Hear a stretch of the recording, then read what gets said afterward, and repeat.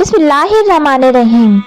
अबुल हसन सिराज रहमतुल्लाह अलैह कहते हैं कि मैं एक मर्तबा हज को गया। मैं तवाफ कर रहा था। मेरी निगाह एक ऐसी हसीन औरत पर पड़ी जिसके चेहरे का हुस्न चमक रहा था।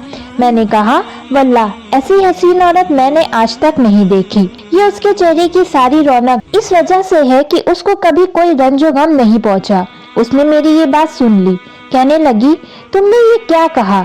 वल्लाह मैं गमों में जकड़ी हुई हूँ और मेरा दिल फिक्र से और आफतों से जख्मी है और कोई भी मेरे गम में मेरा शरीक नहीं रहा। मैंने पूछा, क्या हुआ?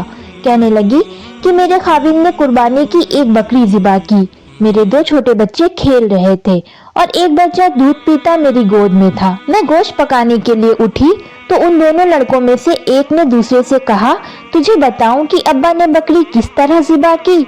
उसने कहा, बता। तो उसने छोटे भाई को लिटाकर बकरी की तरह ज़िबा कर दिया। फिर वो उसे ज़िबा करके डर के मारे भाग गया और पहाड़ पर चढ़ गया। वहाँ एक भेड़िए ने उसे खा लिया। बाप उसकी तलाश में निकला और ढूंढते ढूंढते प्यास की शिद्दत से मर गया। मैं दूध पीते बच्चे को बिठाकर दरवाजे तक गई कि शायद खाविंद का कुछ पता किसी से मिले। तो वो बच्चा घसीटता हुआ हांडी के पास पहुंच गया जो चूल्हे पर रखी हुई जोश से पक रही थी। उसको जो उसने हिलाया तो पकती पकती उस पर गिर गई, जिससे उस बच्चे का सारे बदन का गोश्त जलकर हड्डियों से अलग हो गया। मेरी एक बड़ी लड़की थी जो अपने खाविंद के घर रहती थी। उसको जब इस सारे किस्से की खबर पहुंची तो वो खबर सुनकर जमीन पर गिर गई। उसी में उसकी भी मौत हो गई। मुकद्दर ने उन सब के दरमियान से मुझे अकेला छोड़ दिया। मैंने कहा, इन मुसीबतों पर तुझे किस तरह सब्र आया? वो कहने लगी, सब्र का अंजाम महमूद है और बेसब्री पर कोई अजर नहीं मिलता। अल्लाह ने जिस तरह उस औरत को सब्र दिया, ऐसे ही अल्लाह हम सबको भी सब्र अता फरमाए और अपनी हिफ्ज़ व अमान में रखे। आमीन।